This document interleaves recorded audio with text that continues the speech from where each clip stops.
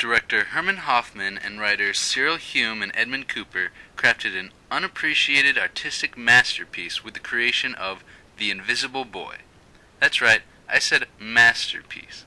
Rather than insult their viewers' intelligence with watered-down, Hollywoodized story that was easy to follow, they appreciated the intellectual capacity of the minds of their viewers, and instead made a film that requires a deeper level of thought. By freeing themselves from the shackles of a plot, they were able to artfully inject a fair warning about the blind pursuit of technology into the minds of their viewer. No matter what the situation is, the adult characters react in an undaunted, nonchalant manner. When Timmy shows up to dinner as his invisible self, his parents continue eating undeterred. When Timmy fixes Robbie the robot and walks into the room of hard-working professors, none of them seem the least bit surprised or unnerved that such a young boy was able to repair a robot that none of them had succeeded in fixing before. They simply brushed it off and returned to their calculations. Some may attribute this odd behavior to poor acting or a low budget, but they fail to appreciate the ingenious message hidden by the director.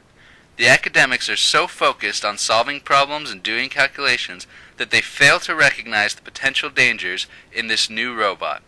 It was their desire for a computer that could solve previously unsolved problems that led to the creation of a single computer that contained the sum total of human knowledge. This blind focus on the question, can machines think, led them to ignore the more important question, should machines think? This is a compelling take on an important topic in artificial intelligence today. If engineers and scientists place too much focus on solving the problem of creating artificial intelligence, they risk ignoring the seemingly obvious dangers of a machine with the potential to surpass human intelligence. While a lot could be gained by creating an intelligent machine, it is all too important to take heed of the negative repercussions. This message becomes all too clear in The Invisible Boy when the academics are individually attacked by Robbie. At a first glance, it's easy to think, how could a giant metal robot possibly sneak up on the victims without a single one of them hearing it? Are they all deaf? But this begs the question, how could a group of academics be so driven to solve the problem of how to create a truly intelligent machine that they become deaf to the potential dangers of their life's work? The ability of this movie to convey a warning that is still relevant 50 years after the making of the film is evidence of the director's true cinematic prowess. The main message of this film is that the safety of the world has precedence over academic pursuits. This is made clear when Timmy's father elects to destroy his life's work with an axe after he realizes it was a mistake. That is not to say the director is entirely negative about the technological potential of AI. In the pivotal final scene of the movie, Timmy's father offers him an apple. When Robbie, with his basic directive restored, receives an apple, it can clearly be read that humans and artificially intelligent machines can coexist, but there is a catch.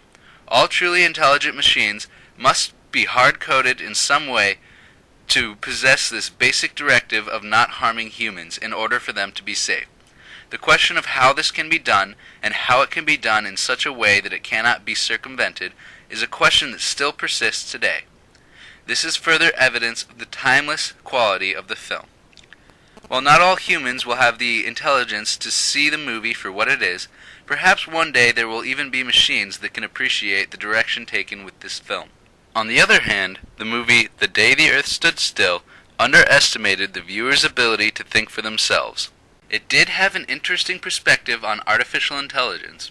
In this case, the artificial intelligence was actually deemed superior than humans because of its lack of emotion that would cause conflict. Not only could the AI coexist with biological life, but it had actually improved the aliens' ability to coexist with each other by eliminating the need for weapons. An appropriate message during the Cold War. But unfortunately, director Robert Wise decided to conveniently tie together these points with an actual plot. As with literature, a film's greatness is tied to whether or not it is written in such a way that each viewer can interpret it and relate to it in his or her own unique way. For this, I give the cinematic direction of The Invisible Boy 2 thumbs up, and the more confined approach of The Day the Earth Stood Still 2 thumbs down.